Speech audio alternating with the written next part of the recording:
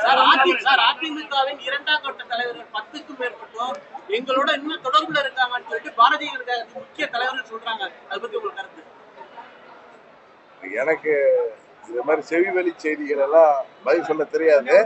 ஆனா பல அதே மாதிரி உங்களுக்கு சொல்றேன், கத்தி எடுக்கிறவனுக்கு கத்தியில தான் சாவும்பாங்க. துரோகத்தை கையில் எடுத்திருக்கின்ற பழனிசாமி கும்பலுக்கு துரோகம்தான் அதற்கான தண்டனையாக இருக்குங்கிறது தான் இயற்கை நீதி.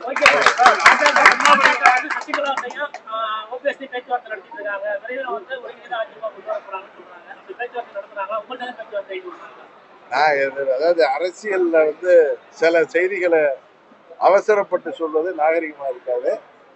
அதனால எல்லாம் ஒரு முடிவுக்கு வந்த பிறகு நானே உங்களுக்கு எதையும் நான் இப்ப சொல்ல மாட்டேன். எல்லாம் முடிவுக்கு வந்த பிறகுதான் நான் எதையும் சொல்ல முடியும்.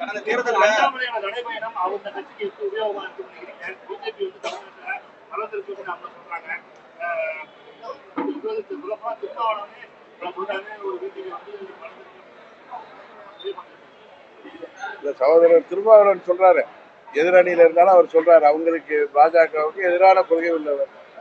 இதை சொல்ல வேண்டியவர்கள் இதை ஊடகத்துறையை சேர்ந்த நீங்க தானே தவிர, நீங்க அதை பத்தி கருத்து சொல்றதுதான் சரியா இருக்கு. அதை விட்டுட்டு என்னட்டு நீங்க கருத்து கேக்குறீங்க?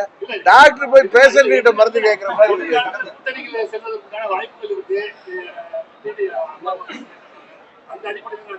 நான் ஒரே ஒரு வார்த்தை சொல்ல முடியும் இதுக்கு பதிலா, இந்தியாவின் பிரதமரை தேர்ந்தெடுக்க போகின்ற கட்சியாக அந்த கூட்டணியில் அம்மா மக்கள் முன்னேற்ற கழகம் இடம்பெறும்.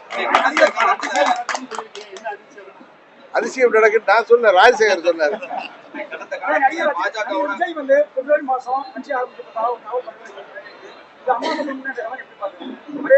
இல்லங்க, ஜனநாயக நாட்டுல கட்சி ஆரம்பிப்பதற்கு தேர்தல் எல்லாருக்கும் உரிமை இருக்கு. ஒரு கட்சியை ஆதரிக்கிறது ஏற்றுக்கொள்வது மக்கள் கையில தான் இருக்கு.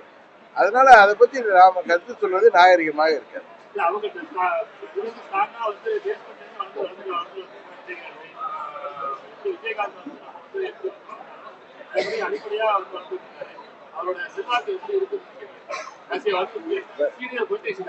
இல்லங்க, சீனியர் பொலிட்டீஷியனா இருக்கலாம் எனக்கு.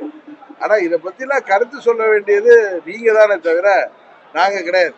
You are entitled to say opinion about any political personality or any political party.